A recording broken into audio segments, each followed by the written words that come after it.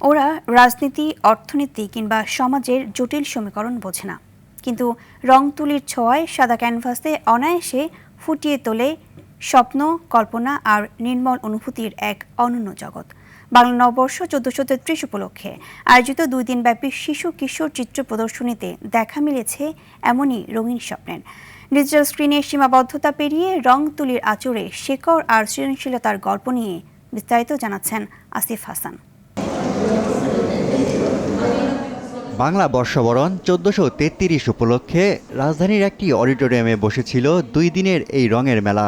Bangladesh fine arts and cultural একাডেমির উদ্যোগে আয়োজিত এই চিত্র প্রদর্শনীতে অংশ নেয় দেশের বিভিন্ন প্রান্ত থেকে আসা শিশু কিশোররা।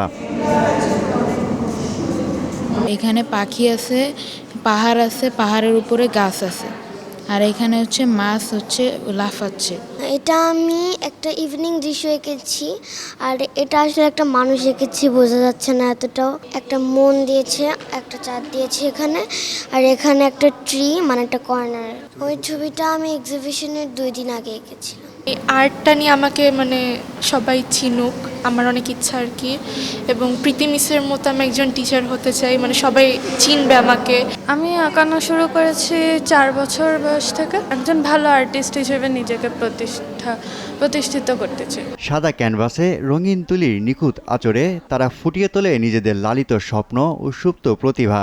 নববর্ষের আবহে প্রতিটি ক্যানভাস যেন হয়ে উঠেছিল এক একটি স্বপ্নের জানালা, আর এই স্বপ্নগুলোই আগামী দিনের একটি সুন্দর ও রুচিশীল সমাজ গঠনে ভূমিকা রাখবে বলে মনে করছেন অভিভাবকেরা। যখন পড়তে বলতাম তখন দেখতাম যে ও এই আর্ট নিয়ে বসতো, প্রায়ই দেখতাম। তারপরে শিশু একাডেমিতে ভর্তি করলাম। ভর্তি করার পর মনে হচ্ছে যে এই বিষয়টাতে আরও আগে দেওয়া উচিত ছিল আমাদের। ড্রয়িং পার্টে দেখতাম যে ও অনেক আগ্রহ নিয়ে ড্রয়িংগুলো করতো, এবং ওটাতে ও ফুল মার্কস পেত।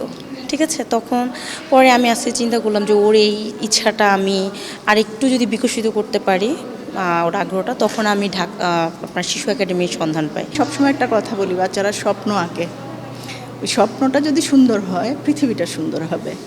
তো সেই জায়গা থেকে আমরা সবসময় বলি অভিভাবকদেরকে, বলি যে আপনারা উৎসাহ দেবেন বাচ্চাদেরকে ছবি আঁকার জন্য। শিশু কিশোরদের সৃজনশীল প্রতিভা বিকাশ এবং শিল্প সংস্কৃতির চর্চা সমাজের সর্বস্তরে ছড়িয়ে দিতে এই আয়োজন বলে জানিয়েছেন একাডেমির প্রতিষ্ঠাতা ও পরিচালক প্রীতি দেব। আজকের এই ক্ষুদে চিত্রশিল্পীরা যেন বড় হয়ে একদম নিজের মনে নিজের ভাষা থেকে রং দিয়ে তারা কাজ করে, দেশে বিদেশে ওদের যেন নাম হয়, এবং ওরা আজকের শিশু আগামী দিনের যেন ওরা বড় বড় এক একজন চিত্রশিল্পী হয়ে উঠে আসে, এটা আমার প্রত্যাশা। ডিজিটাল স্ক্রিনের আসক্তি পেরিয়ে রং তুলির এই অবাধ চর্চায় ক্ষুদে শিল্পীরা চিনে নিক তাদের শেকড়, এমনটাই প্রত্যাশা সংশ্লিষ্টদের।